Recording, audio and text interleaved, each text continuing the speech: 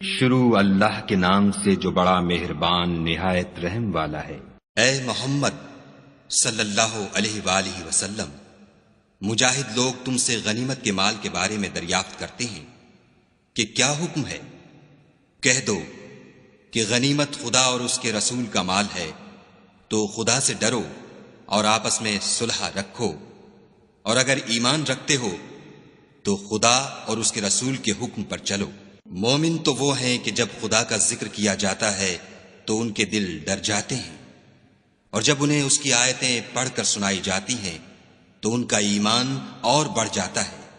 اور وہ اپنے پروردگار پر بھروسہ رکھتے ہیں، اور وہ جو نماز پڑھتے ہیں اور جو مال ہم نے ان کو دیا ہے اس میں سے نیک کاموں میں خرچ کرتے ہیں، یہی سچے مومن ہیں، اور ان کے لیے پروردگار کے ہاں بڑے بڑے درجے اور بخشش اور عزت کی روزی ہے۔ ان لوگوں کو اپنے گھروں سے اس طرح نکلنا چاہیے تھا جس طرح تمہارے پروردگار نے تم کو تدبیر کے ساتھ اپنے گھر سے نکالا، اور اس وقت مومنوں کی ایک جماعت ناخوش تھی۔ وہ لوگ حق بات میں اس کے ظاہر ہوئے پیچھے تم سے جھگڑنے لگے، گویا موت کی طرف دھکیلے جاتے ہیں اور اسے دیکھ رہے ہیں۔ اور اس وقت کو یاد کرو جب خدا تم سے وعدہ کرتا تھا کہ ابو سفیان اور ابو جہل کے دو گروہوں میں سے ایک گروہ تمہارا مسخر ہو جائے گا، اور تم چاہتے تھے کہ جو قافلہ بے شان و شوکت یعنی بے ہتھیار ہے وہ تمہارے ہاتھ آ جائے، اور خدا چاہتا تھا کہ اپنے فرمان سے حق کو قائم رکھے اور کافروں کی جڑ کاٹ کر پھینک دے، تاکہ سچ کو سچ اور جھوٹ کو جھوٹ کر دے۔ گو مشرک ناخوش ہی ہوں۔ جب تم اپنے پروردگار سے فریاد کرتے تھے تو اس نے تمہاری دعا قبول کر لی اور فرمایا کہ تسلی رکھو، ہم 1000 فرشتوں سے جو ایک دوسرے کے پیچھے آتے جائیں گے تمہاری مدد کریں گے۔ اور اس مدد کو خدا نے محض بشارت بنایا تھا کہ تمہارے دل اس سے اطمینان حاصل کریں، اور مدد تو اللہ ہی کی طرف سے ہے، بے شک خدا غالب حکمت والا ہے۔ جب اس نے تمہاری تسکین کے لیے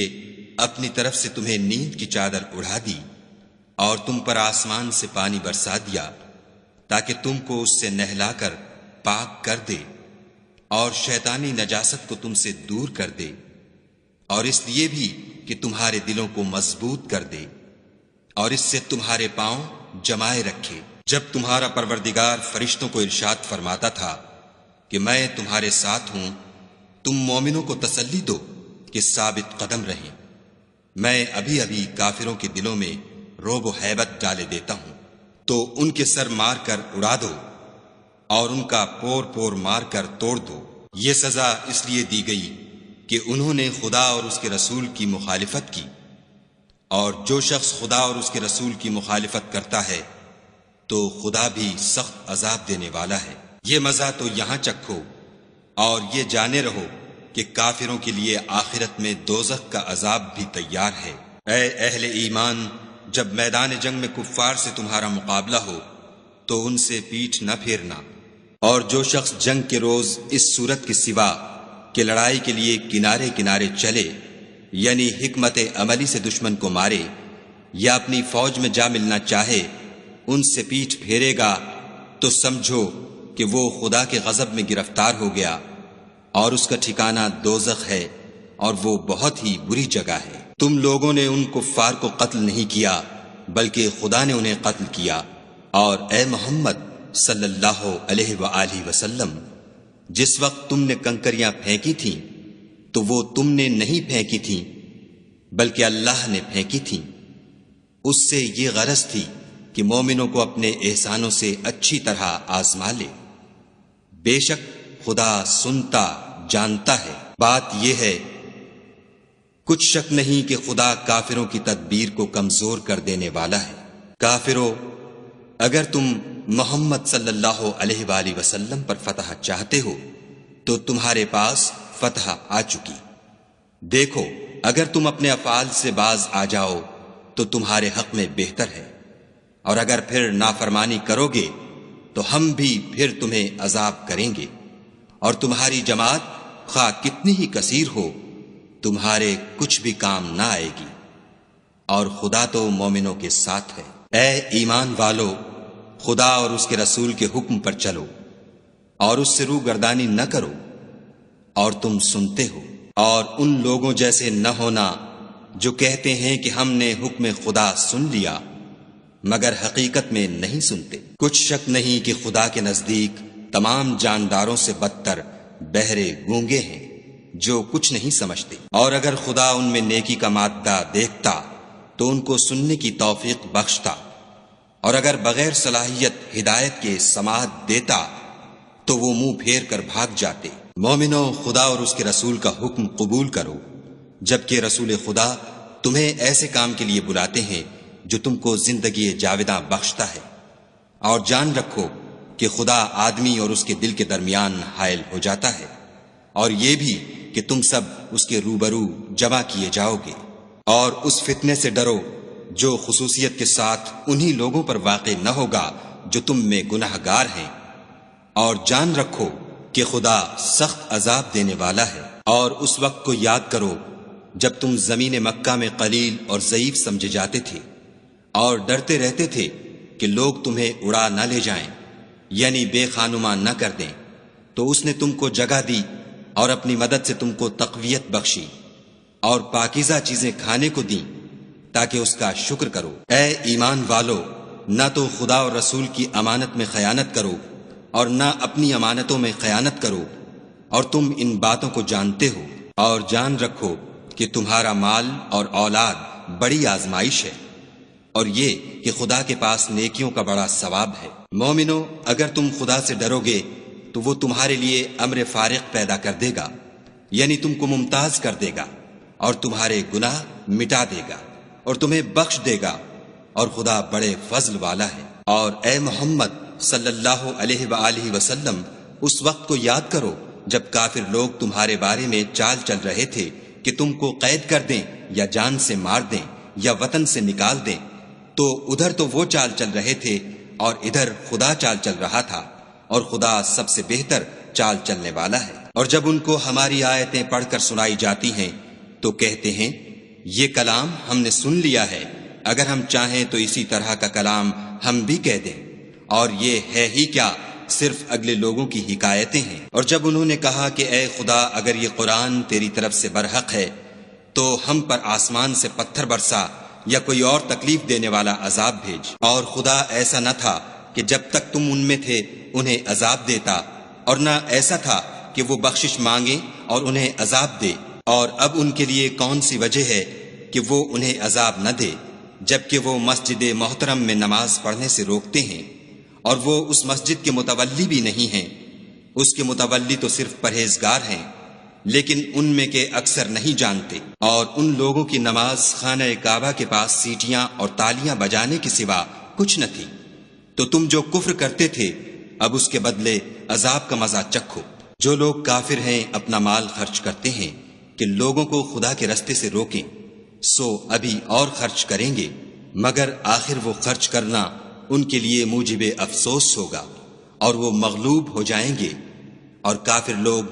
دوزخ کی طرف ہانکے جائیں گے، تاکہ خدا پاک سے ناپاک کو الگ کر دے اور ناپاک کو ایک دوسرے پر رکھ کر ایک ڈھیر بنا دے، پھر اس کو دوزخ میں ڈال دے۔ یہی لوگ خسارہ پانے والے ہیں۔ اے پیغمبر صلی اللہ علیہ وآلہ وسلم، کفار سے کہہ دو کہ اگر وہ اپنے افعال سے باز آ جائیں تو جو ہو چکا وہ انہیں معاف کر دیا جائے گا، اور اگر پھر وہی حرکات کرنے لگیں گے تو اگلے لوگوں کا جو طریق جاری ہو چکا ہے وہی ان کے حق میں برتا جائے گا۔ اور ان لوگوں سے لڑتے رہو یہاں تک کہ فتنہ یعنی کفر کا فساد باقی نہ رہے اور دین سب خدا ہی کا ہو جائے،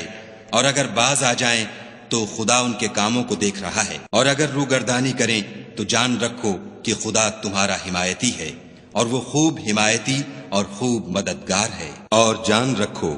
کہ جو چیز تم کفار سے لوٹ کر لاؤ اس میں سے 5واں حصہ خدا کا اور اس کے رسول کا اور اہل قرابت کا اور یتیموں کا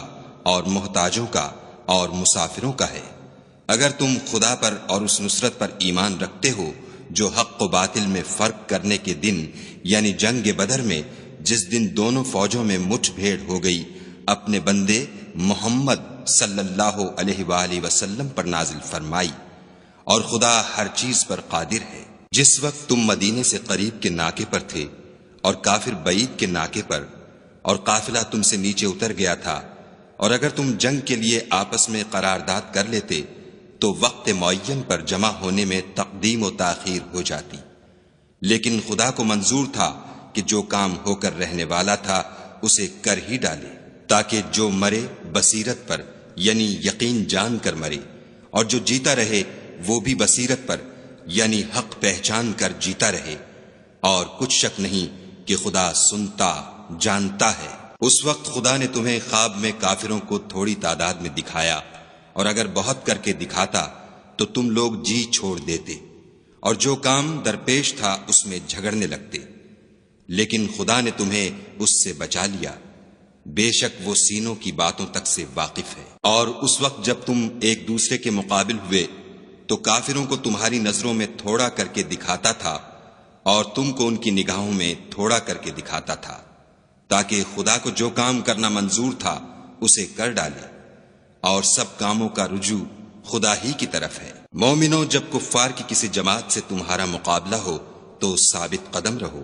اور خدا کو بہت یاد کرو تاکہ مراد حاصل کرو، اور خدا اور اس کے رسول کے حکم پر چلو، اور آپس میں جھگڑا نہ کرنا کہ ایسا کرو گے تو تم بزدل ہو جاؤ گے اور تمہارا اقبال جاتا رہے گا، اور صبر سے کام لو کہ خدا صبر کرنے والوں کا مددگار ہے۔ اور ان لوگوں جیسے نہ ہونا جو اتراتے ہوئے یعنی حق کا مقابلہ کرنے کے لیے اور لوگوں کو دکھانے کے لیے گھروں سے نکل آئے اور لوگوں کو خدا کی راہ سے روکتے ہیں، اور جو اعمال یہ کرتے ہیں خدا ان پر احاطہ کیے ہوئے ہے۔ اور جب شیطانوں نے ان کے اعمال ان کو آراستہ کر دکھائے اور کہا کہ آج کے دن لوگوں میں کوئی تم پر غالب نہ ہوگا اور میں تمہارا رفیق ہوں، لیکن جب دونوں فوجیں ایک دوسرے کے مقابل صف آرا ہوئیں تو پسپا ہو کر چل دیا اور کہنے لگا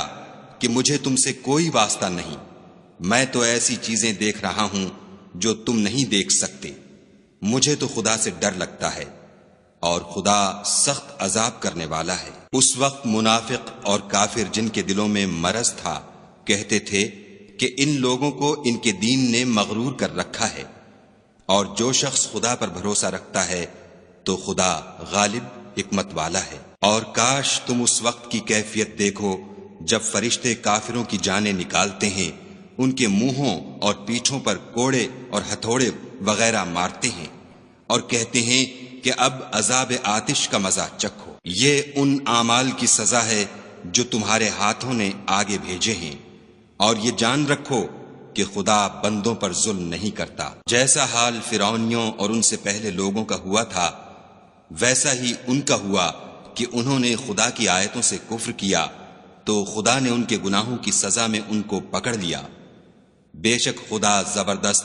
اور سخت عذاب دینے والا ہے۔ یہ اس لیے کہ جو نعمت خدا کسی قوم کو دیا کرتا ہے جب تک وہ خود اپنے دلوں کی حالت نہ بدل ڈالیں خدا اسے نہیں بدلا کرتا، اور اس لیے کہ خدا سنتا جانتا ہے۔ جیسا حال فرعونیوں اور ان سے پہلے لوگوں کا ہوا تھا ویسا ہی ان کا ہوا، انہوں نے اپنے پروردگار کی آیتوں کو جھٹلایا تو ہم نے ان کو ان کے گناہوں کے سبب ہلاک کر ڈالا اور فرعونیوں کو ڈبو دیا، اور وہ سب ظالم تھے۔ جانداروں میں سب سے بدتر خدا کے نزدیک وہ لوگ ہیں جو کافر ہیں، سو وہ ایمان نہیں لاتے۔ جن لوگوں سے تم نے صلح کا عہد کیا ہے پھر وہ ہر بار اپنے عہد کو توڑ ڈالتے ہیں اور خدا سے نہیں ڈرتے۔ اگر تم ان کو لڑائی میں پاؤ تو انہیں ایسی سزا دو کہ جو لوگ ان کے پسے پشت ہوں وہ ان کو دیکھ کر بھاگ جائیں، عجب نہیں کہ ان کو اس سے عبرت ہو۔ اور اگر تم کو کسی قوم سے دغا بازی کا خوف ہو تو ان کا عہد انہی کی طرف پھینک دو اور برابر کا جواب دو، کچھ شک نہیں کہ خدا دغا بازوں کو دوست نہیں رکھتا۔ اور کافر یہ نہ خیال کریں کہ وہ بھاگ نکلے ہیں، وہ اپنی چالوں سے ہم کو ہرگز عاجز نہیں کر سکتے۔ اور جہاں تک ہو سکے فوج کی جمعیت کے زور سے اور گھوڑوں کے تیار رکھنے سے ان کے مقابلے کے لیے مستعد رہو کہ اس سے خدا کے دشمنوں اور تمہارے دشمنوں اور ان کے سوا اور لوگوں پر جن کو تم نہیں جانتے، اور خدا جانتا ہے ہیبت بیٹھی رہے گی، اور تم جو کچھ راہ خدا میں خرچ کرو گے اس کا ثواب تم کو پورا پورا دیا جائے گا، اور تمہارا ذرا نقصان نہ کیا جائے گا۔ اور اگر یہ لوگ صلح کی طرف مائل ہوں تو تم بھی اس کی طرف مائل ہو جاؤ،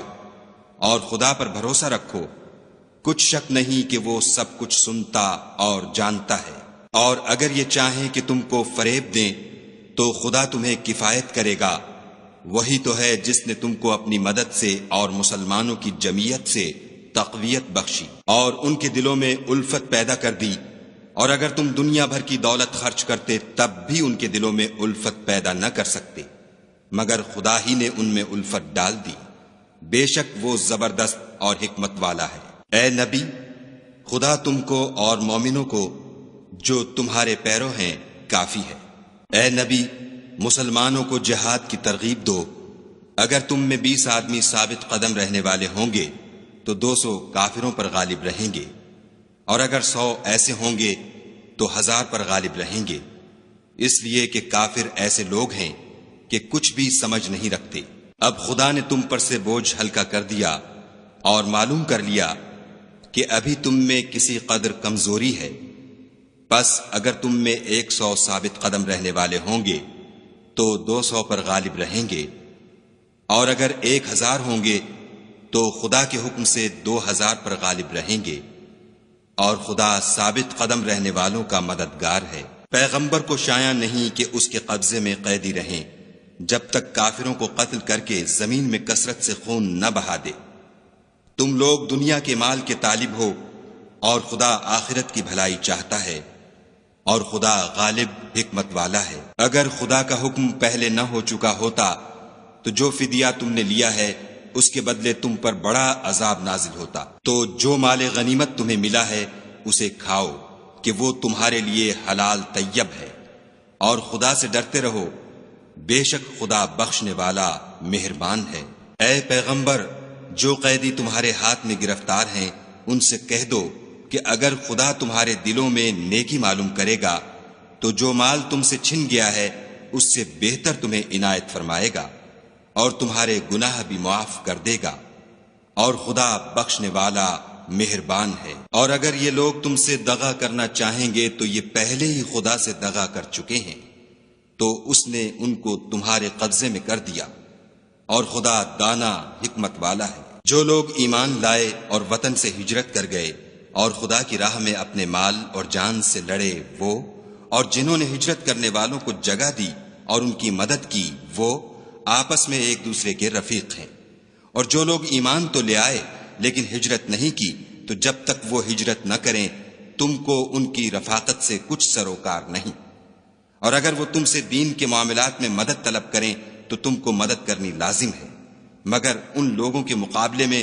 کہ تم میں اور ان میں صلح کا عہد ہو مدد نہیں کرنی چاہیے، اور خدا تمہارے سب کاموں کو دیکھ رہا ہے۔ اور جو لوگ کافر ہیں وہ بھی ایک دوسرے کے رفیق ہیں۔ تو مومنو، اگر تم یہ کام نہ کرو گے تو ملک میں فتنہ برپا ہو جائے گا اور بڑا فساد مچے گا۔ اور جو لوگ ایمان لائے اور وطن سے ہجرت کر گئے اور خدا کی راہ میں لڑائیاں کرتے رہے، اور جنہوں نے ہجرت کرنے والوں کو جگہ دی اور ان کی مدد کی، یہی لوگ سچے مسلمان ہیں، ان کے لیے خدا کے ہاں بخشش اور عزت کی روزی ہے۔ اور جو لوگ بعد میں ایمان لائے اور وطن سے ہجرت کر گئے اور تمہارے ساتھ ہو کر جہاد کرتے رہے، وہ بھی تمہیں میں سے ہیں، اور رشتہ دار خدا کے حکم کی روح سے ایک دوسرے کے زیادہ حقدار ہیں۔ کچھ شک نہیں کہ خدا ہر چیز سے واقف ہے۔